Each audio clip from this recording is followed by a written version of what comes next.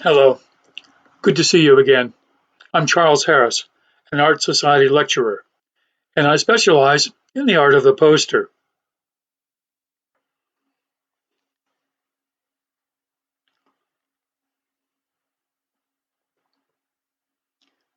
It's natural to look at a poster and think that it was created directly onto the paper, or perhaps just somehow printed from a painting on, say, wood or canvas.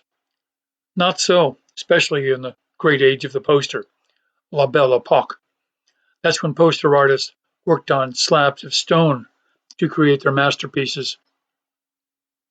Lithography was born in 1796, but it was Jules Cheret in Paris in 1867 who created the first full color poster. This is at Val Valentino. That story is in another one of my short programs. Using another of Cheret's early posters, I'm now going to show you the process that he invented. He started with a slab of plain limestone, like you can see here in the picture. And the best ones were from a particular quarry in Bavaria. 3 to 4 feet long, over 2 feet wide, 4 to 6 inches thick. These limestone slabs weighed over 200 pounds each. We call this process lithography, the idea of stone writing.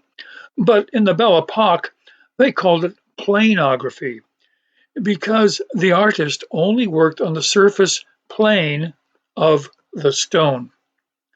The first thing to do was to make sure your stone was flat. Flat. So it was immersed in a shallow vat of water. As the water came over the surface of the stone, the artist would be looking for little tiny dips and bumps or ridges that might eventually cause blotches when it was printed. If he saw anything like that, the stone would have to be taken from the water, dried off thoroughly, and then rubbed smooth with a sister stone. That could take hours to sort out. Once Cheret was sure that the stone was absolutely flat, he began to mark the stone with tuche.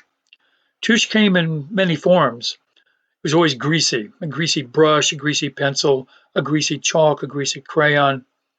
He would draw directly onto the stone, wherever he wanted that first color to be.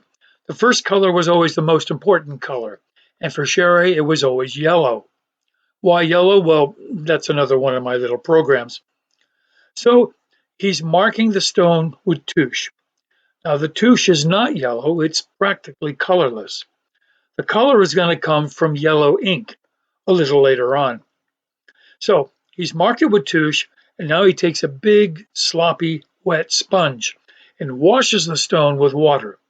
Now, he's not washing the tuche off, he's filling the stone with as much water as the stone will absorb. With that done, he takes a roller full of oily yellow ink and applies it to his stone. So the yellow ink is going to stick to the greasy tuche, but when it hits the water, of course, it just rolls off. So now Cheret can press a sheet of paper to the stone to see what he's got. Voila, the yellow separation. Now, leaving the yellow stone aside, he can proceed to another clean stone to prepare the red separation. He makes sure the stone is flat, marks it with tuche again, but now only where he wants the red to be in his design. He washes it, rolls on the oily red ink, and presses a sheet of paper, and the red separation appears. Imagine having the mental agility to visualize these separate areas of colors in such a way. Tricky? Watch what happens next. Because now Cheret can take the red sheet over to the yellow stone and see how they match up according to the picture in his mind. Any unwanted spaces or unwanted overlaps, and he's just going to have to go back to the tuche stage and adjust minutely either the red or the yellow or both until he gets it right. Now the next color he's going to do is blue.